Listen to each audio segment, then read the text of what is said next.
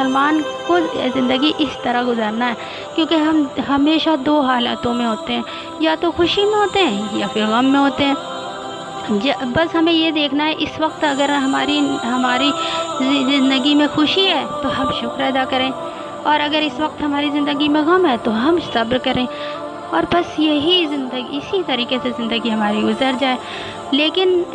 جب دنیا کے غم آتے ہیں تو انسان کو تکلیف تو ہوتی ہے، ظاہر سی بات ہے، انسان ہے، بشر ہے، تکلیف تو ہوگی اسے، لیکن دل پہ ایک اس کو یقین بھی ہوتا ہے، ایک اللہ تعالیٰ کی سے امید بھی ہوتی ہے کہ ہمیں اس کا بدلہ ملے گا۔ لیکن مسلمان تو وہ ہے جس کو گناہوں سے غم ہو۔ اگر ہم سے کوئی گناہ ہو جائے تو ہمیں غم ہونا چاہیے کہ ہم سے یہ گناہ کیوں ہو گیا، کیونکہ ہمیں